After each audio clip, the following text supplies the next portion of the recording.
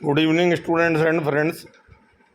देखिए, ग्लूकोज में open chain structure तो है ही है, और ओपन चेन स्ट्रक्चर में हम एक तो एल्डिहाइड ग्रुप का प्रेजेंस टोलेंस रिएजेंट के साथ रिएक्ट करा के चेक करते हैं।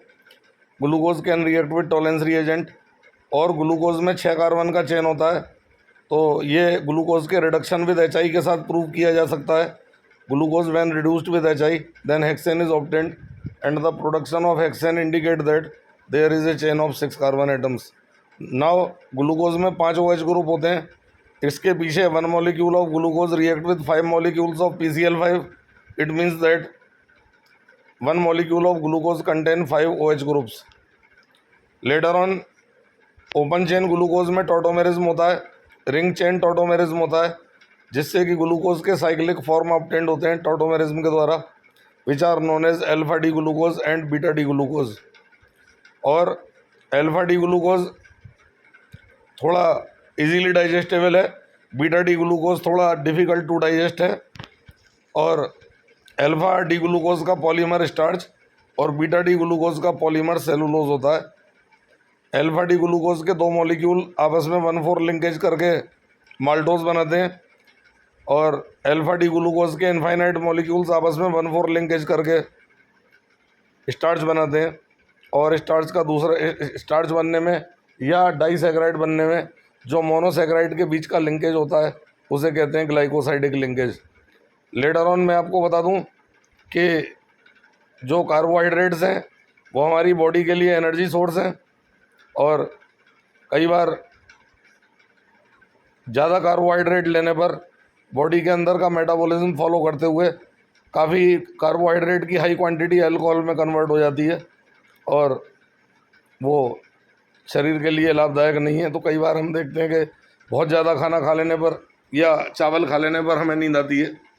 और अगर किसी पेशेंट को शुगर है और वो शुगर की टेबलेट वगैरह ले रहा है, देन उसमें भी यही होता है कि या तो शुगर को यूरिन के थ्रू बाहर एक्सक्रीट किया जाए तो ब्लड शुगर कम हो जाए, वरना शुगर को अल्कोहल में कन्वर्ट करने के लिए भी टैबलेट्स हैं, लेकिन वो अल्कोहल किडनी ख़राब करता है, तो इसीलिए हम कई बार कहते भी हैं कि शुगर की टैबलेट से किडनी ख़राब होती है।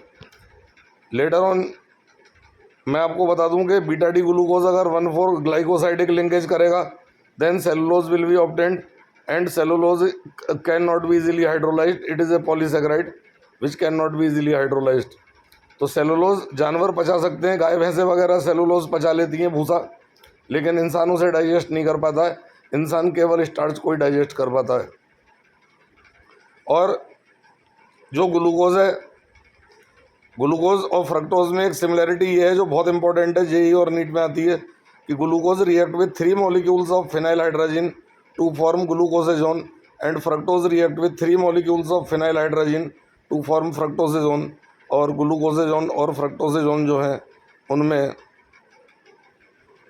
स्ट्रक्चरल डिफरेंस कुछ नहीं है। इट मीन्स दैट ग्लूकोज और फ्रक्टोज में जो निचले कार्बन है, निचले 4 कार्बन पर कन्फिगुरेशन एक सा है, क्योंकि फिनाइल हाइड्रोजन का रिएक्शन केवल अपर 2 कार्बन्स पर होता है।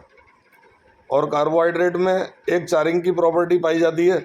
अगर कोई भी कार्बोहाइड्रेट कंसनट्रेटेड H2SO4 के साथ रख दिया जाएगा, देन जैसे C6H12O6 in presence of concentrated H2SO4 6 carbon अलग हो जाएंगे जो कि अपना ब्लैक कलर देंगे, और 6 वाटर अलग हो जाएंगे। तो ये आपका जो है चारिंग कहलाता है। इसमें ग्लूकोज या any carbohydrate is dehydrated in presence of H2SO4 and it will give carbon of black colour. तो ये हमने देखा। और बाकी आपको 2 प्रकार के शुगर्स होते हैं, एक रिड्यूसिंग शुगर, एक नॉन रिड्यूसिंग शुगर। तो जो रिड्यूसिंग शुगर होती है वो टॉलेंस रिएजेंट को रिड्यूस करने वाली शुगर होती है, जिसे हम रिड्यूसिंग शुगर कहते हैं, और जो टॉलेंस रिएजेंट को रिड्यूस नहीं कर पाती उसे नॉन रिड्यूसिंग शुगर कहते हैं। तो glucose is a reducing sugar while cellulose and starch are non reducing sugars.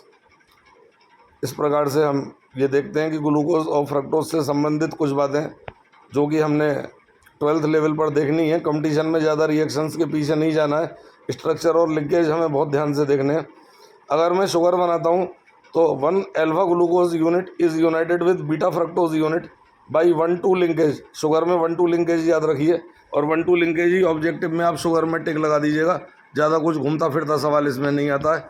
Glucose का कार्बन नंबर 1 और फ्रक्टोज का कार्बन नंबर 2 आपस में यूनाइट होकर के ग्लाइकोसाइडिक लिंकेज बना करके शुगर का मॉलिक्यूल प्रिपेयर करते हैं।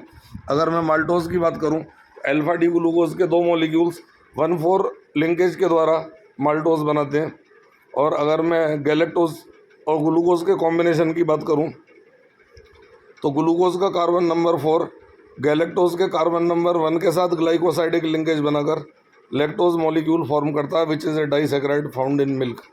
तो मैं समझता हूँ कि कार्बोहाइड्रेट से संबंधित ये शॉर्ट वीडियो आपके लिए काफ़ी लाभदायक होगी। और बाकी और अच्छे वीडियोस देखने के लिए चैनल को सब्सक्राइब कर लीजिए और इस वीडियो को आगे शेयर और रिकमेंड भी करिएगा ताकि अधिक से अधिक लोग इसका फ़ायदा उठा सकें। Thank you.